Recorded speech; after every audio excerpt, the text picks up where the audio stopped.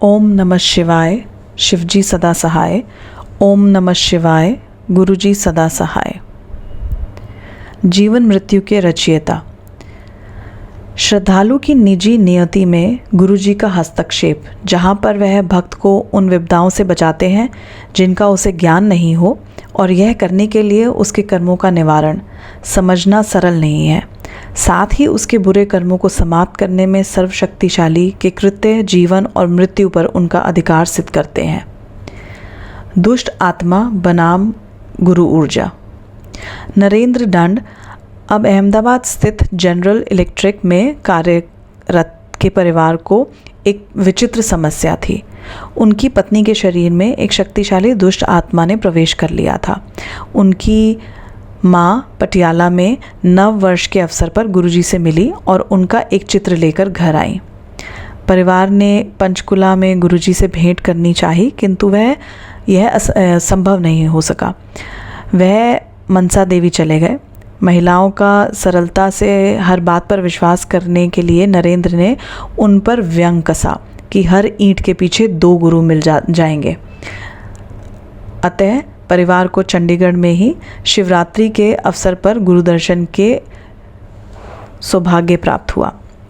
नरेंद्र ने अनेक सत्संग सुने और गुरुजी को यह भी कहते हुए सुना कि जो भी श्रद्धा से आया है वह उसके घर अवश्य जाएंगे। अगले दिन प्रातः 4:30 बजे यह शब्द सत्य सिद्ध हुए, जब उनके शयन कक्ष का द्वार खुला और नरेंद्र ने गुरुजी की छाया देखी। गुरुजी ने घर पर अपने आने का प्रमाण भी छोड़ा। घर की सफाई करते समय दंपत्ति को कुछ स्वर्ण के अति महीन तार मिले। उनको यह पता नहीं था कि ये क्या है, परंतु अगले 20 दिन तक घर में वह उन्हें उठाते रहे। ये वही तार थे जो गुरुजी के वस्त्रों में सज्जित बेलबूटों में लगते हैं। नरेंद्र ने गुरुजी से मिलने का निश्चय किया और एक शनिवार को उनसे मिलने चंडीगढ़ गए। उन्होंने गुरुजी से अपनी पत्नी की समस्या का उल्लेख किया तो गुरुजी ने कहा कि यह उन्हें आशीर्वाद मिल गया है। नरेंद्र निराश हो गए। वह सोच रहे थे कि गुरुजी ने उनसे उनकी समस्या के बारे में क्यों नहीं पूछा या उनसे और अधिक बात क्यों नहीं करी। उस समय तक वह गुरुजी द्वारा उच्चारित शब्दों की पूरी शक्ति से अनभिज्ञ थे। उनके कथन सत्य वचन हैं, भले ही कितने भी अनौपचारिक रूप से किसी की समस्या का निवारण करने के लिए कहे गए हों। नरेंद्र फिर गुरुजी के जन्म स्थान डुगरी ग्राम गए। वहाँ से वह यादगार के लिए गुरुजी के घर से एक ईंट ले आए। उस ईंट को धोकर उन्होंने अपने घर में पूजा स्थान पर रख दिया। उसी रात्रि को उन्हें एक स्वप्न आया। उन्होंने देखा कि वह नारी आत्मा जो उनकी पत्नी के शरीर में थी ने अब उनके शरीर में प्रवेश कर लिया। उनके मुख से वह बोली कि उसे कभी भी वश में नहीं किया जा सकता था, किंतु घर में रखी हुई वह ईंट इतनी शक्तिशाली है कि अब वह यहाँ पर और एक पल भी नहीं रह सकती और वह इसी समय यह घर छोड़कर जा रही है। परिवार की समस्या हल हो गई थी गुरुजी के घर से लाई हुई उस ईंट के कारण। वह एक ईंट नरेंद्र के उस परिहास की कि हर ईंट के पीछे 2 गुरु मिल जाते हैं का मुंह तोड़ उत्तर भी था।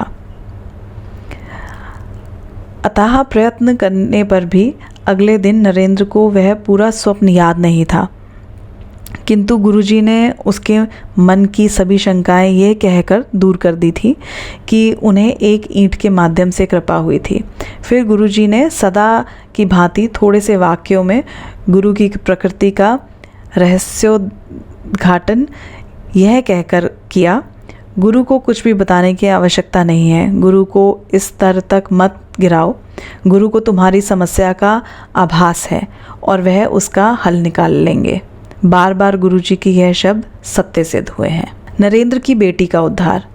जनवरी 1998 में नरेंद्र अपने भतीजे की पहली लोड़ी पर होने वाले समारोह के लिए कुछ उपले लाने डुगरी गए। वह गुरुजी की माँ से मिले, जिन्होंने उन्हें एक बोरी उपले ले जाने के लिए कहा, किंतु वह अपनी कार में केवल 5 उपले लेकर वापस आ गए। 3 दिन के पश्चात माताजी गुरुजी के पास दिल्ली में थीं। गुरुजी ने उनसे प्रश्न किया कि क्या कोई उपले लेने आया था। माँ को नरेंद्र का नाम पता नहीं होने के कारण उन्होंने कहा कि चश्मा पहने हुए एक युवक आया था और वह कुछ उपले अपनी कार में रखकर ले गया था। जब गुरुजी ने पूछा कि क्या बोरी भरकर उपले दिए थे, तो माँ ने नकारात्मक उत्तर दिया। फिर गुरुजी जैसे अपने आप से बात करते हुए बोलने लगे कि क्या होगा या नहीं होगा। यह उन्होंने 2 बार दोहराया। फिर वह बोले कि जब होगा वह देख लेंगे। शीघ्र ही नरेंद्र की पत्नी गर्भवती हो गई। उसके 8वें मास में नरेंद्र ने नवजात शिशु को लपेटने के लिए गुरुजी से उनके वस्त्रों के लिए अनुग्रह किया। गुरुजी ने मना कर दिया। शल्य क्रिया के द्वारा नरेंद्र की पत्नी ने एक कन्या को जन्म दिया। जन्म के दिन ही उसके फेफड़ों में संक्रमण हो गया। नरेंद्र ने जब गुरुजी को बताया तो उन्होंने कहा कि सब ठीक हो जाएगा, किंतु तीसरे दिन उस नवजात शिशु की मृत्यु हो गई। नरेंद्र की पत्नी के टाँकों में पस भर गया। 21 दिन में वह पस पेट में एक थैली के रूप में एकत्रित हो गया। नरेंद्र की पत्नी अत्यंत दुखी थी। उसने गुरुजी को उनके चित्र के सामने उनको भला बुरा कहा। विलाप करते हुए उसने कहा कि वह अपना बच्चा पहले ही खो चुकी थी और अब उसे यह समस्या हो गई थी। उस रात्रि में उसे अपना उत्तर मिल गया। गुरुजी ने उसे स्वप्न में दर्शन देकर उसे 21 दिन तक एक आरती करने को कहा। उन्होंने एक उपाय भी बताया। फिर उन्होंने कहा कि उसके उदर में वह थैली जन्म दिवस के 42 दिन बाद लुप्त हो जाएगी। शोक संतप्त माँ ने गुरुजी के कथन का अनुसरण किया। उसने वह आरती 21 दिन तक करी। आश्चर्यजनक रूप से उस दिन के पश्चात उसे उस आरती के शब्द याद ही नहीं रहे। शीघ्र ही उसके टाँकों के निकट ही एक छिद्र हो गया जिसमें से पूरा पस बहकर निकल गया। परंतु नरेंद्र का दुख अब तक बना हुआ था। एक दिन वह अपने घर में दिया जलाते हुए रोने लगे। उस रात्रि गुरुजी ने नरेंद्र को स्वप्न में दर्शन दिए। वह उसे उस स्थान पर ले गए जहाँ नरेंद्र ने अपने नवजात शिशु को दफनाया था। उन्होंने उसे वहाँ खोदने के लिए कहा। फिर उन्होंने उस शिशु को उनके हाथ में रखने के लिए कहा, जो अचानक बहुत बड़ा प्रतीत हुआ। फिर गुरुजी ने दूसरे हाथ से उसके ऊपर जल छिड़का तो वह रो पड़ी। फिर उन्होंने नरेंद्र से 2 बार पूछा कि क्या उन्हें यह कन्या चाहिए। स्तब्ध नरेंद्र कुछ नहीं कह सके। गुरुजी ने उन्हें बताया कि यदि यह उस समय वह उनकी माँ के कहे अनुसार उपलों की पूरी बोरी ले जाते तो यह घटनाएं नहीं होती। इस शिशु ने जन्म ही नहीं लिया था। फिर उन्होंने नरेंद्र से 2 बार पूछा कि क्या उन्हें यह कन्या चाहिए। सब नरेंद्र कुछ नहीं कह सके। गुरुजी ने उन्हें बताया कि यदि उस समय वह उनकी माँ के कहे अनुसार उपलों की पूरी बोरी ले जाते तो यह घटनाएं नहीं होती। इस शिशु ने जन्म ही नहीं लिया होता। गुरुजी ने समझाया कि नवजात शिशु के जीवित रहने से माता पिता में से एक की मौत निश्चित थी। उस स्वप्न में जो जागृत अवस्था से अधिक सत्य था, नरेंद्र ने कन्या को अस्वीकार कर दिया। गुरुजी ने फिर उस कन्या को मोक्ष दिया। नरेंद्र ने उस कन्या के शरीर से एक प्रकाश किरण निकलकर गुरुजी के कमल चरणों में जाती हुई देखी। गुरुजी ने कहा कि उसे वह मुक्ति प्राप्त हुई है जो तपस्वी सहस्त्र वर्षों की तपस्या के बाद भी प्राप्त नहीं कर पाते। उस शमशान घाट में गुरु कृपा से एक आत्मा को मुक्ति प्राप्त हुई थी और पुत्र को आयु वृद्धि। अक्षय अत्यंत विलक्षण बालक था।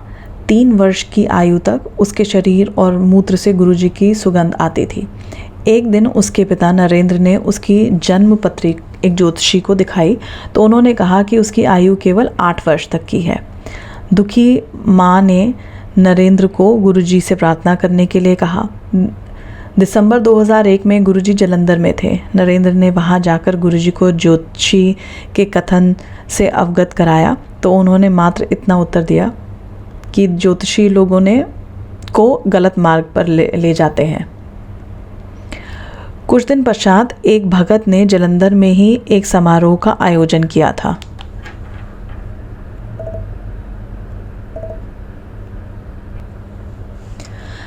नरेंद्र ने वहां जाकर गुरुजी को ज्योतिषी के कथन से अवगत कराया तो उन्होंने मात्र इतना उत्तर दिया कि ज्योतिषी लोगों को गलत मार्ग पर ले जाते हैं। कुछ दिन पश्चात एक भक्त ने जालंधर में ही एक समारोह का आयोजन किया था। गुरुजी ने नरेंद्र को आने के लिए कहा तो उन्होंने चंडीगढ़ में एक अधिवेशन होने के कारण अपनी असमर्थता व्यक्त करी। गुरुजी ने के अनुरोध पर नरेंद्र रात्रि 10 बजे चंडीगढ़ से जालंधर पहुंचे। गुरुजी उस समय प्रसाद वितरण कर रहे थे। उन्होंने नरेंद्र को भी प्रसाद दिया। फिर नरेंद्र ने लंगर किया और उसके उपरांत गुरुजी के साथ हॉल में बैठ गए। सदगुरु ने पुनः प्रसाद बांटा और नरेंद्र को देते हुए बोले कि उन्होंने उसके पुत्र की आयु वृद्धि कर दी है। नरेंद्र को गुरुजी का कथन याद है, केवल रब ही यह कर सकता है और वह उनके सामने है। अब अक्षय का पाठशाला जाने का समय आया तो उसने अभिभावकों ने 3 स्थान पर प्रवेश पत्र भरे थे। 2 ने बहुत अधिक राशि दान के रूप में मांगी तो उनके बारे में सोच विचार ही बंद करना पड़ा। एक स्वप्न में गुरुजी ने अक्षय की जेब में उनका चित्र रखने का निर्देश दिया और कहा कि ऐसे उसका प्रवेश हो जाएगा। तीसरे स्कूल में बच्चे के साक्षात्कार के दिन यद्यपि उसके माता पिता गुरुजी का चित्र लेकर भेजने को उत्सुक नहीं थे, उन्होंने उसकी जेब में एक चित्र रख ही दिया। उसके पिता चिंतित थे। 5000 में से केवल 250 चुने जाने थे, परंतु अक्षय का विश्वास अटल रहा।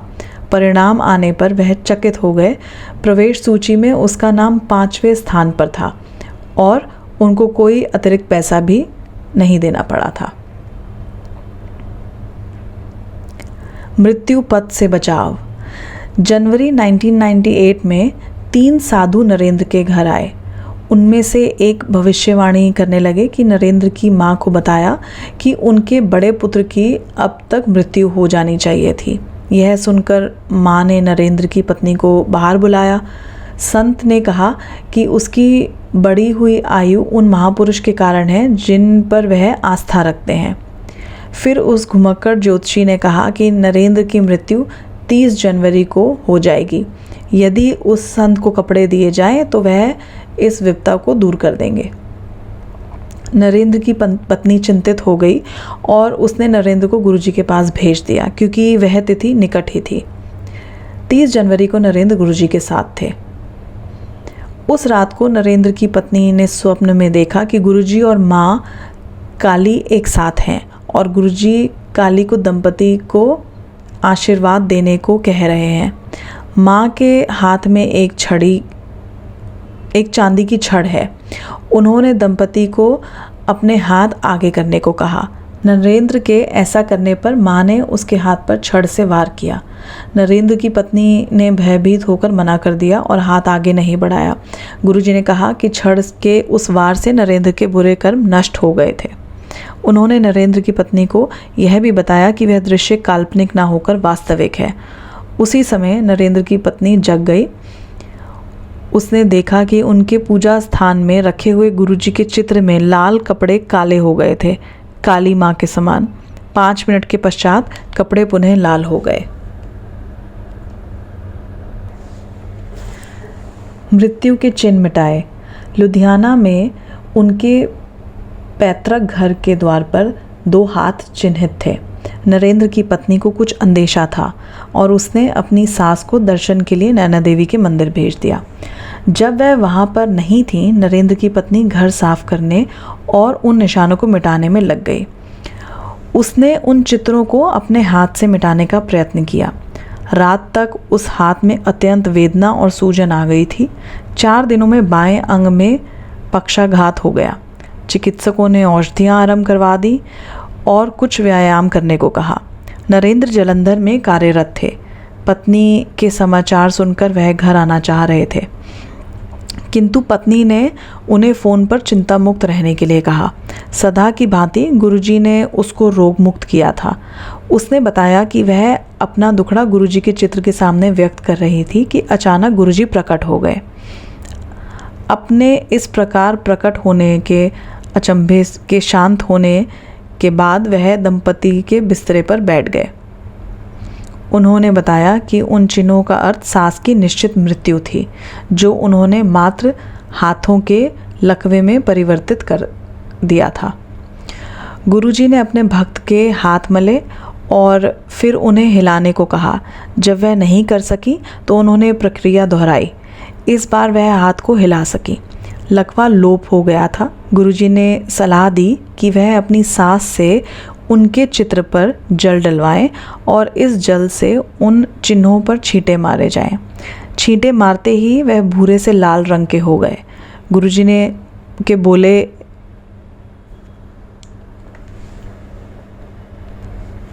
गुरुजी बोले कि उन्हें आशीष मिला है। नैनीताल का निमंत्रण।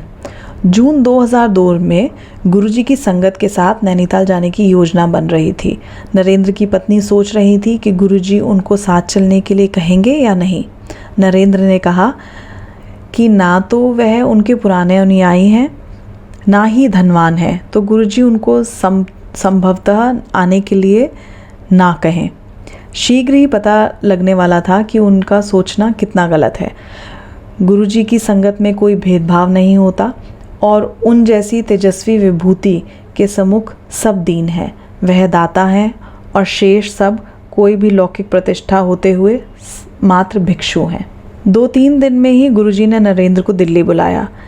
दिल्ली पहुंचकर लंगर खाने के उपरांत गुरुजी ने उन्हें नैनीताल आने का निमंत्रण दिया।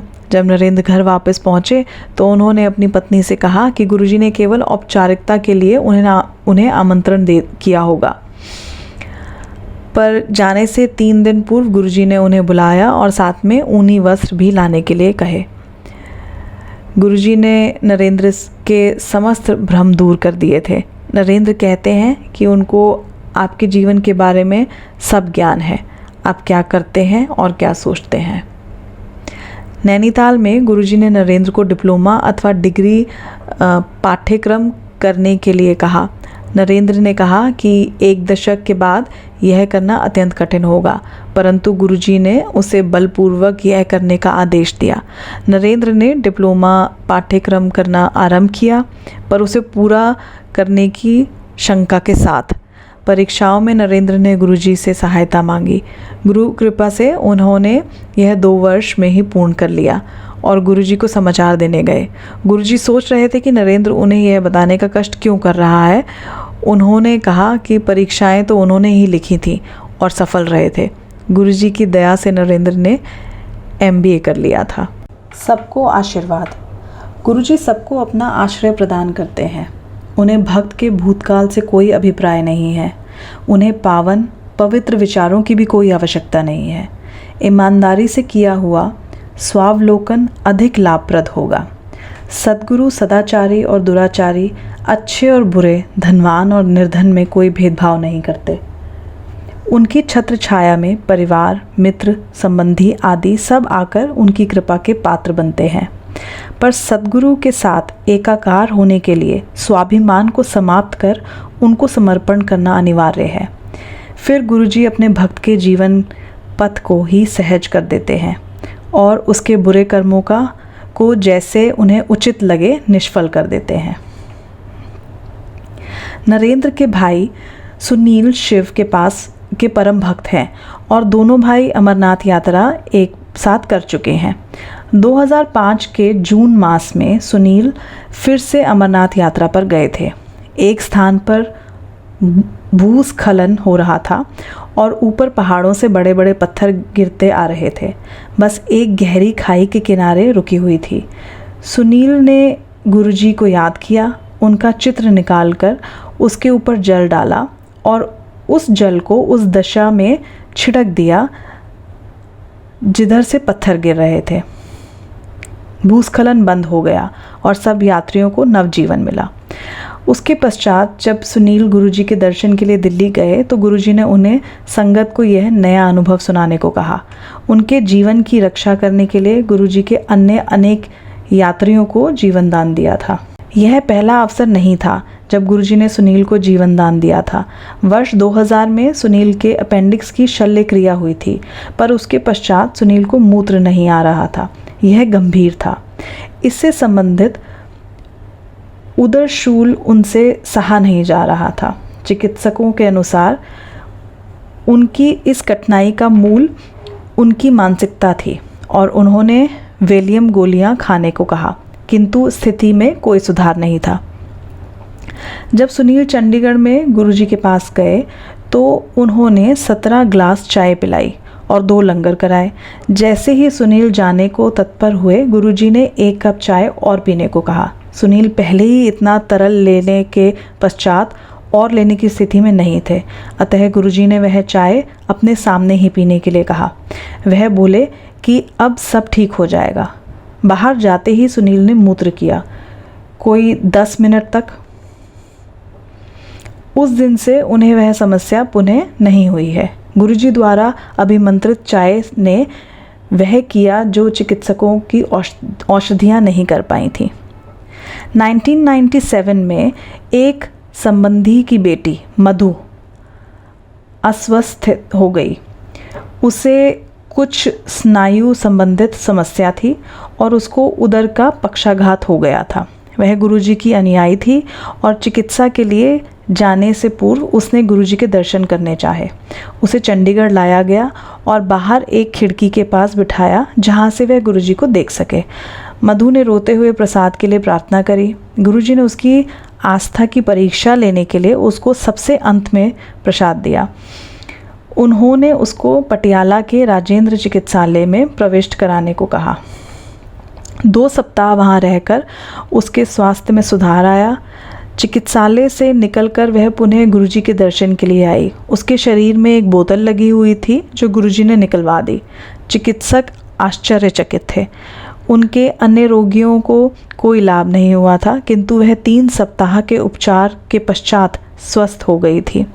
सद्गुरु के दर्शन ने उन्हें पुनः दिव्य चिकित्सा का कार्य किया था। गुरुजी की महिमा एक अन्य संबंधी पर भी हुई। जब गुरुजी चंडीगढ़ में रहते थे, लंगर मलेरकोटला से आता था। कुछ परिवारों को लंगर बनाने का कार्य दिया गया था। नरेंद्र की मामी गुरुजी के पास कुछ चपातियां बनाकर भेजना चाहती थी। इस मनोरथ को व्यक्त करने के अगले दिन ही एक भिखारी उनके घर आया और उसने भोजन मांगा, किंतु उन्होंने मना कर दिया। भिखारी ने कहा कि पिछली रात को तो वह लंगर की बात कर रही थी, पर अब चाय भी नहीं दे सकती हैं। उनको इसका तात्पर्य फिर भी समझ नहीं आया, पर वह उसके लिए चाय और 2 लड्डू ले आईं। भिखारी ने उनसे कुछ भी मांगने के लिए कहा।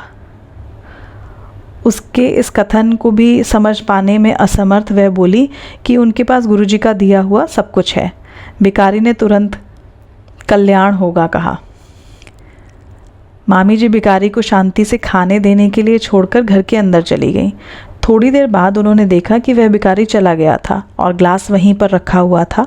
भिखारी के अचानक अदृश्य होने से सामान्यतः वह पैसे मांगे बिना नहीं जाते हैं। उनको आभास हुआ कि गुरुजी ही उस वेश में आए होंगे। नास्तिक पर कृपा।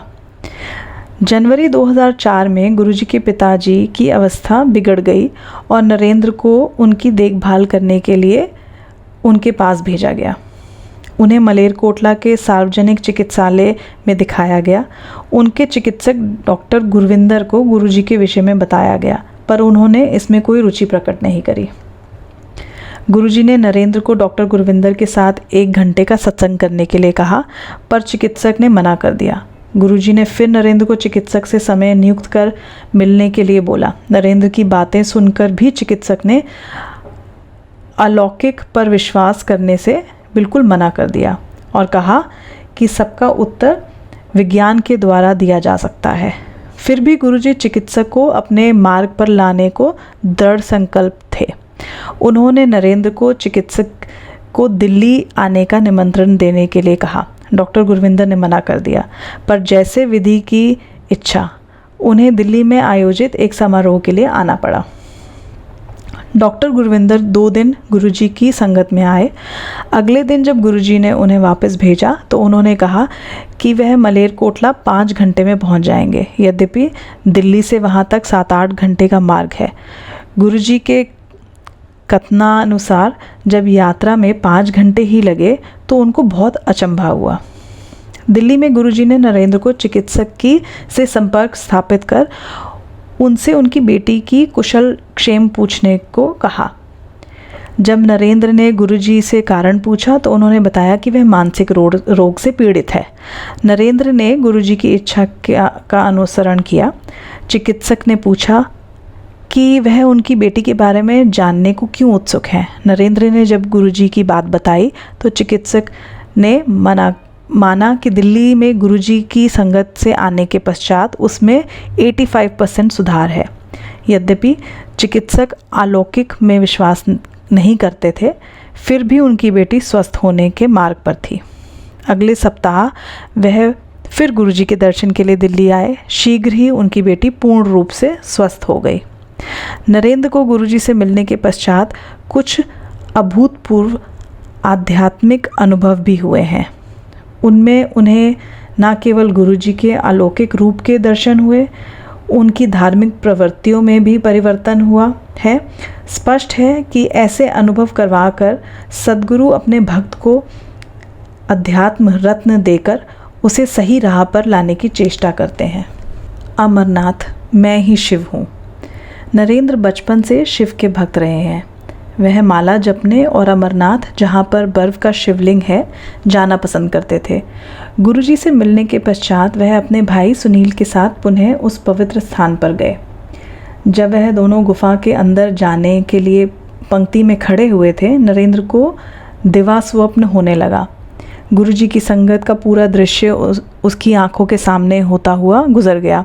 चाय प्रसाद आए हुए भक्तों में बांटा जाता, हॉल में गूंजती हुई शब्द कीर्तन की मधुर वाणी और पेट भर कर लंगर, भक्तों द्वारा सुनाए हुए सत्संग जिनमें वह अपने निजी जीवन में हुए चमत्कारों का वर्णन करते। देर शाम को पंजाबी गानों, पुराने संगीत या गज़लों से वातावरण भर जाता। यह सब याद करते हुए नरेंद्र के मन में प्रश्न उठा कि गुरुजी कौन है। उसके मन में यह प्रश्न आने की देर थी कि शिवलिंग से उसके ऊपर की दिशा में किरणें निकली और वह उसके ऊपर 1 फुट के वृत्त में फैल गई। उसमें नरेंद्र को शिव के दर्शन हुए, जिन्होंने गुरुजी की छवि बना ली और पुनः शिव की आकृति में आ गए। नरेंद्र के कान में एक ध्वनि गूंजी, मैं शिव हूँ, मैं सब कुछ हूँ। पूरी गुफा में गुरुजी की गूंज फैल गई, जिसका आनंद नरेंद्र के छोटे भाई सुनील ने भी उठाया। उसी दिन उनके लुधियाना वाले घर में उसकी पत्नी को एक स्वप्न आया। उसने गुरुजी को हाथ में त्रिशूल लिए नंदी पर बैठे हुए देखा। केवल 3 माह तक गुरुजी के पास जाने के पश्चात सर्वकर्ता गुरुजी ने भक्त को अपने वास्तविक रूप से परिचित करा दिया था, शिव। गुरुजी ने एक अन्य अवसर पर अपना परिचय दिया। नरेंद्र परिवार सहित समराला के निकट शिवलिंग के दर्शन करने गए थे। नरेंद्र की पत्नी ने उन्हें सोमवार को वहां दूध आदि अन्य सामग्री ले जाकर वहां पूजन करने के लिए कहा। नरेंद्र ने मना करते हुए कहा कि गुरुजी ही शिव और शिवलिंग है।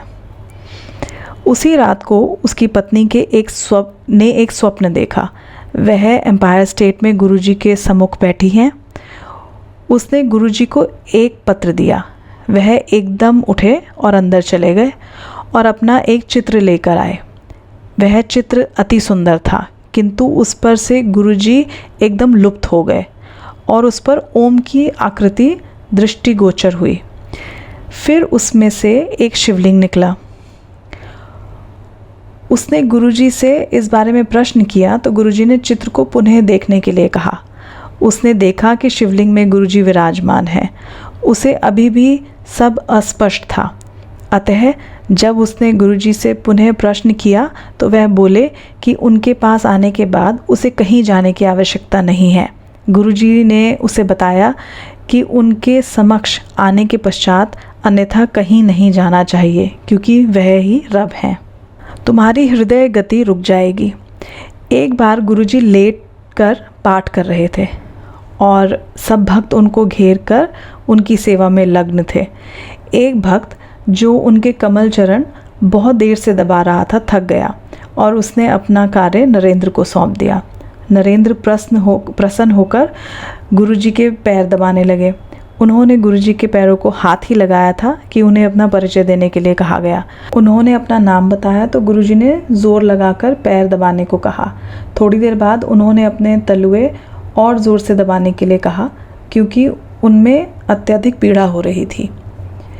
10 मिनट के पश्चात सद्गुरु ने पुनः नरेंद्र को अपनी पूरी शक्ति लगाकर तलुए दबाने को कहा। उन्होंने वैसा ही किया। गुरुजी के पैर के अंगूठे से अमृत प्रवाह होने लगा, जैसे गाय दूध देती है।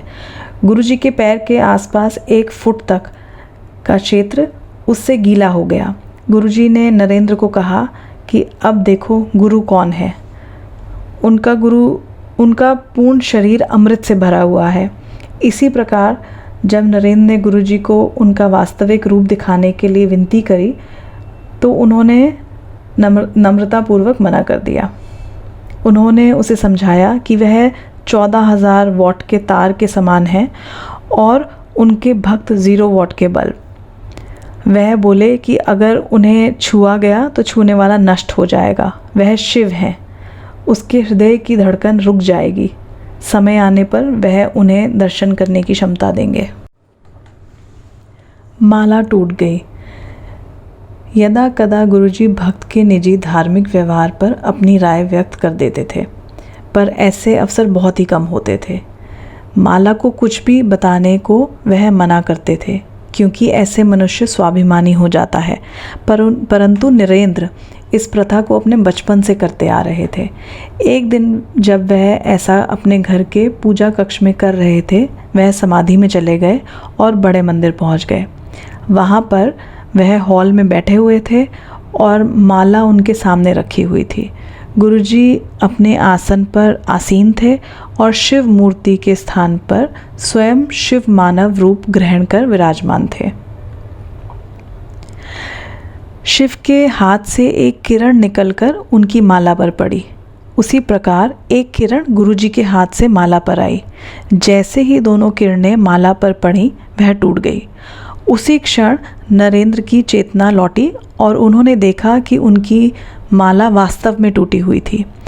उस दिन से नरेंद्र ने माला को कुछ भी बताना बंद कर दिया है। वह अब गुरुजी के कथन पर विश्वास करते हैं कि प्रार्थना कभी भी करी जा सकती है। प्रभु को याद करने के लिए ना ही कोई माला, ना ही कोई उपयुक्त समय चाहिए। ईश्वर को खाते पीते, घूमते, भोजन बनाते हुए, लेटे हुए या कोई भी कार्य करते हुए कभी भी याद कर सकते हैं और उसको धन्यवाद दे सकते हैं। यथार्थ में समाधि की सफलता भक्त और ईश्वर के संबंध का प्रत्यक्ष प्रमाण है।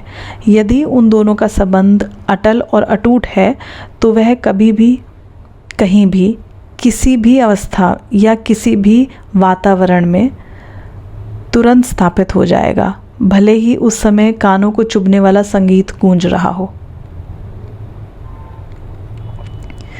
बड़ा मंदिर जहाँ पर गंगा के दर्शन होंगे। एक अवसर पर गुरुजी ने नरेंद्र और उनके परिवार को कुछ दिन के लिए बड़े मंदिर में रहने के लिए कहा। वहाँ रहते हुए एक दिन नरेंद्र और एक अन्य अनुयायी हॉल में रखी हुई शिव प्रतिमा को साफ कर रहे थे। अचानक नरेंद्र ने उस मूर्ति के चरणों से अमृत निकलता हुआ देखा। उन्होंने उसे कपड़े से साफ किया, पर वह स्थान पुनः गीला हो गया। नरेंद्र के साथ जो अनुयायी थे, उन्होंने कहा कि ऐसा संभव नहीं है। उन्होंने कहा कि नरेंद्र ने उस स्थान पर ब्रासो नहीं लगाया होगा। जब उन्होंने स्वयं उसे साफ करने का प्रयास किया तो तुरंत ही वहाँ फिर अमृत प्रवाह हुआ। यह देखकर वह भी अचरज में पड़ गए। नरेंद्र पहली बार बड़े मंदिर में दिसंबर 1998 में गए थे। गुरुजी ने स्वयं उन्हें और अन्य अनुयायियों को उसका भ्रमण करा के दर्शन कराए। अचानक समूह ने देखा कि आधा लिंग गीला है और वह सोच रहे थे कि वह कैसे संभव है। उनके ऐसा सोचते ही गुरुजी तुरंत बोले कि उस पर अमृत वृष्टि हो रही है। उन्होंने भविष्यवाणी करी कि एक दिन गंगा नदी स्वयं आकर इस लिंग को दुग्ध स्नान कराएगी। यह लिंग भारत के 12 ज्योतिर्लिंगों से भी प्रमुख होगा और जिनकी अभिलाषाएं कहीं और पूर्ण नहीं हो सकेंगी, यहाँ होंगी। गुरुजी ने इस कथन के एक सप्ताह पश्चात एक अन्य अनुयायी श्री सिंगला ने स्वप्न देखा कि गंगा इस लिंग को अपने जल से स्नान करा रही है। राधा कृष्ण के दर्शन। 2006 में नरेंद्र का परिवार मथुरा कृष्ण भक्तों के पावन स्थल पर तीर्थ यात्रा के लिए जाना चाह रहा था, किंतु अथक प्रयास करने पर भी उनकी योजनाएं क्रियान्वित होने से रह जाती थी। अप्रैल 2006 तक ऐसा ही चलता रहा। इसी समय परिवार बैसाखी के अवसर पर बड़े मंदिर में आया। गुरुजी ने नरेंद्र की पत्नी को स्वप्न में दर्शन दिए और उसको अपने कमल चरण दबाने के लिए कहा। उनके पैर दबाते हुए सद्गुरु के चरणों में से एक कृष्ण की मूर्ति प्रकट हुई।